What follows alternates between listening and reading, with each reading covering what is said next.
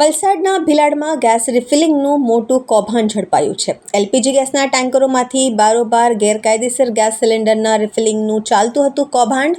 Valsad SOG પોલીસની કાર્યવાહી છે. ટેન્કરોના ડ્રાઈવરો જ ગેસ રિફિલિંગ સેન્ટર પહોંચતા પહેલા જ વચ્ચે કરતા હતા ચોરી.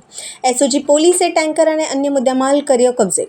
કૌભાંડના મૂળ સુધી પહોંચવા પોલીસ તપાસ તેજ.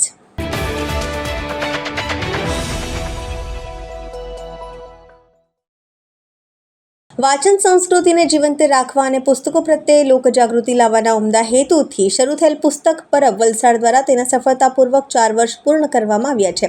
આ અવસરે આગામી 18 એપ્રિલ 2026ના રોજ એક વિશેષ ઉત્સવનું આયોજન કરવામાં આવ્યું છે. આ કાર્યક્રમમાં મુખ્ય વક્તા તરીકે પ્રસિદ્ધ કવિ, ગઝલકાર અને મનોચિકિત્સક ડૉક્ટર મુકુલ ચોકસી ઉપસ્થિત રહેશે. તેઓ મનની અટારીએથી વિષય પર પોતાનું વક્તવ્ય રજૂ કરશે.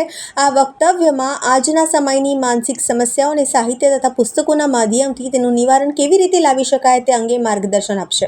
વલસાડમાં વર્ષ 2022માં વિશ્વ પુસ્તક દિવસથી શરૂ થયેલી આ પ્રવૃત્તિ આજે વ્યાપક બની ગઈ છે. વલસાડમાં સર્કિટ હાઉસ પાસે અને અબ્રામામાં ક્રોમા સેન્ટરની બહાર દર મહિનાના પ્રથમ રવિવારે સવારે 7:30 થી 9:30 દરમિયાન આ પરબ ભરાય છે. અત્યાર સુધીમાં 10,505 પુસ્તકો વાચકો દ્વારા વંચાયા છે. એપ્રિલ મહિનાના પ્રથમ રવિવારે 100થી વધુ 565 પુસ્તકો વાચકો સુધી પહોંચ્યા હતા. પુસ્તક પરબ વલસાડ દ્વારા તમામ સાહિત્ય પ્રેમીઓને અને વલસાડના નગરજનોને આ ચતુર્થ વર્ષ પૂર્તિ ઉત્સવમાં બહોળી સંખ્યામાં ઉપસ્થિત રહી ડૉક્ટર મુકુલ ચોકસીના જ્ઞાનવર્ધક વક્તવ્યનો લાભ લેવા નમ્ર વિનંતી કરવામાં આવી છે. નમસ્કાર.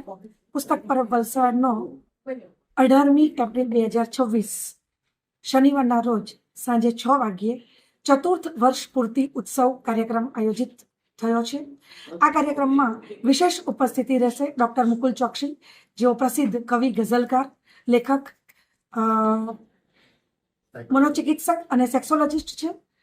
તેઓ મનની અટારીએથી વિષય અંતર્ગત આજના સમયે આપણે લોકો થોડીક અલગ અલગ પ્રકારની માનસિક તકલીફોથી પણ પીડાઈ રહ્યા છીએ, જેનો આપણને ખ્યાલ ન હોય, અને સાહિત્ય અને પુસ્તકોનું રસપાન તો ખરું જ. આ વિષય અંતર્ગત તેઓ વાત કરશે. તો સૌને નમ્ર વિનંતી છે કે આ કાર્યક્રમમાં પધારો અને આ વક્તવ્યનો લાભ લો. પુસ્તક પરબ વલસાડ 23 એપ્રિલ વિશ્વ પુસ્તક દિવસે 2022માં જેની શરૂઆત થયેલી, અને વલસાડમાં 2 જાહેર સ્થળોએ, એક સર્કિટ હાઉસની બાજુમાં અને બીજું અબ્રામા ક્રોમા સેન્ટરની બહાર પરબ ભરાય છે. દર મહિનાનો પહેલો રવિવાર 7:30 થી 9:30 વાચકો એનો લાભ લે છે. અને એપ્રિલ મહિનાના પહેલા રવિવારે સૌથી વધુ 565 પુસ્તકોને વાચકો મળ્યા. આજ સુધી પુસ્તક પરબ વલસાડના 10,505 પુસ્તકોને વાચકોએ વાંચ્યા છે. આ આનંદ આપ સૌની સાથે વેચી રહી છું. અગત્યનું, 18મી એપ્રિલ 2026 શનિવારે સાંજે 6 વાગે શ્રી મોરારજી દેસાઈ ઓડિટોરિયમ, બસ ડેપોની સામે ડૉક્ટર મુકુલ ચોકસીના વક્તવ્યમાં અને અમારા પુસ્તક પરબ વલસાડના ચતુર્થ વર્ષ પૂર્તિ ઉત્સવમાં આપ સૌનું સ્વાગત છે.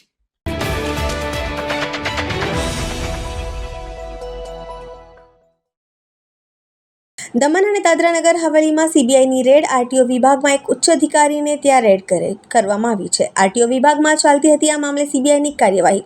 ટુરિસ્ટ, મોટી બસો અને મોટા કમર્શિયલ વાહનોના પાસિંગમાં ગેરરીતિ થતી હોવાના મામલે કાર્યવાહી કરવામાં આવી છે. નાનકડા પ્રદેશમાં સીબીઆઈની રેડ થતાં ચકચાર મચી જવા પામી છે. આ કાર્યવાહીમાં મોટું બિનહિસાબી વ્યવહાર મળી આવવાની શક્યતા સર્જાઈ છે.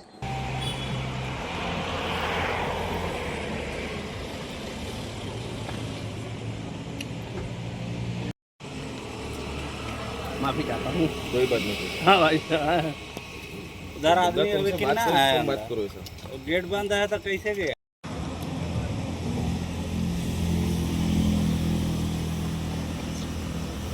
सब और ये लोग अच्छा, हाँ सीबीआई और अच्छा.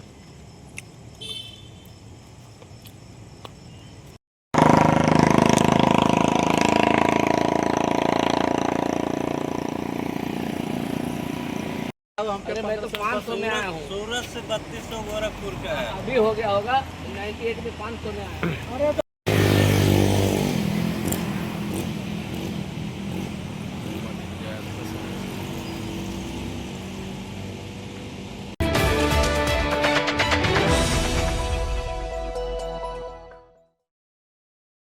વલસાડ જિલ્લાના વાપીના સર્કિટ હાઉસ નજીક બની દુર્ઘટના. વાપી સર્કિટ હાઉસ નજીક બની રહેલ નવા બ્રિજના કામગીરી દરમિયાન આ ઘટના બની હતી. બ્રિજના પિલર માટે ખોદવામાં આવેલ ખાડામાં અચાનક ભૂસ્ખલન થતાં 2 વ્યક્તિ દબાયા હતા. બંને વ્યક્તિઓને વલસાડ સિવિલ હોસ્પિટલ ખસેડવામાં આવ્યા.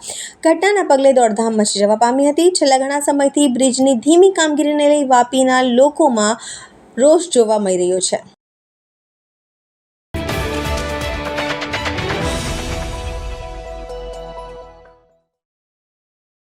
ઉમરગામ નગરપાલિકામાં 8 બેઠકો બિનહરીફ જાહેર. ઉમેદવારી પરત ખેંચવાના અંતિમ દિવસે રાજકીય ચિત્ર સ્પષ્ટ થયું છે. ઉમરગામ નગરપાલિકાની ચૂંટણીને લઈ આજે ઉમેદવારી ફોર્મ પરત ખેંચવાના અંતિમ દિવસે રાજકીય ચિત્ર સંપૂર્ણપણે સ્પષ્ટ બન્યું છે. ધારાસભ્ય રમણભાઈ પાટકર અને વલસાડ જિલ્લા ભાજપ પ્રમુખ હેમંતભાઈ કંસારાએ આપેલું વચન સચિનભાઈ કોન્ટ્રાક્ટરે પૂર્ણ કરી બતાવ્યું હોવાનું રાજકીય વર્તુળોમાં ચર્ચાનું કેન્દ્ર બન્યું છે. સચિનભાઈ કોન્ટ્રાક્ટરના પ્રયાસોથી વોર્ડ નંબર 2, 4 અને 5માં કુલ 8 ભાજપ ઉમેદવારો બિનહરીફ જાહેર થયા છે. વોર્ડ નંબર 2માં રેશમાબેન પ્રશાંતભાઈ માછી, ગાયત્રીબેન મંતોષભાઈ વસાવાલા, ગૌરવભાઈ ચંપકભાઈ કોન્ટ્રાક્ટર અને જિગ્નેશકુમાર નરેન્દ્રભાઈ માછી બિનહરીફ જાહેર થયા છે. વોર્ડ નંબર 4માં ખુશ્બુ શૈલેષ જાદવ અને યજ્ઞેશભાઈ શૈલેષભાઈ પટેલ બિનહરીફ જાહેર થયા છે. જ્યારે વોર્ડ નંબર 5માં કાવેરીબેન દુબળા અને ચંદનબેન રીતેશભાઈ કામલી બિનહરીફ જાહેર થયા છે. આ રીતે ઉમરગામ નગરપાલિકાની કુલ 28 બેઠકોમાંથી 8 બેઠકો બિનહરીફ જાહેર થતાં ભાજપને મોટી રાજકીય સફળતા મળી છે. બાકીના વોર્ડ નંબર 1, 3, 6 અને 7માં ભાજપ, કોંગ્રેસ, આમ આદમી પાર્ટી અને અપક્ષ ઉમેદવારો વચ્ચે કડક ચૂંટણી જંગ જામવાનો છે. ખાસ નોંધનીય બાબતો એ છે કે સચિનભાઈ કોન્ટ્રાક્ટરને સોંપવામાં આવેલી જવાબદારી સિવાય વોર્ડોમાં પણ તેમણે સક્રિય પ્રયાસો કરી ભાજપના ઉમેદવારોને બિનહરીફ બનાવવામાં મહત્વપૂર્ણ ભૂમિકા ભજવી છે. સત્તાવાર જાહેરાત બાદ મોડી સાંજે ઉમરગામ શહેર ભાજપ કાર્યાલય ખાતે કાર્યક્રમ યોજાયો હતો, જેમાં શહેર ભાજપના પ્રભારી નરેશભાઈ વડવીની ઉપસ્થિતિમાં શહેર ભાજપ પ્રમુખ મયંકભાઈ પ્રેસવાલા તથા સચિનભાઈ કોન્ટ્રાક્ટરે બિનહરીફ જાહેર થયેલા ઉમેદવારોને પુષ્પગુચ્છ આપી અભિનંદન અને શુભકામનાઓ પાઠવી હતી.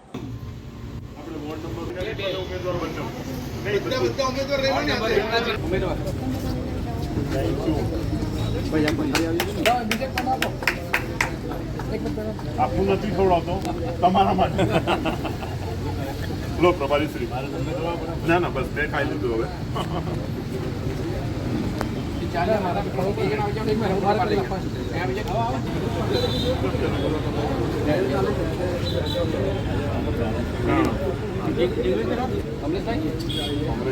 કમલેશભાઈ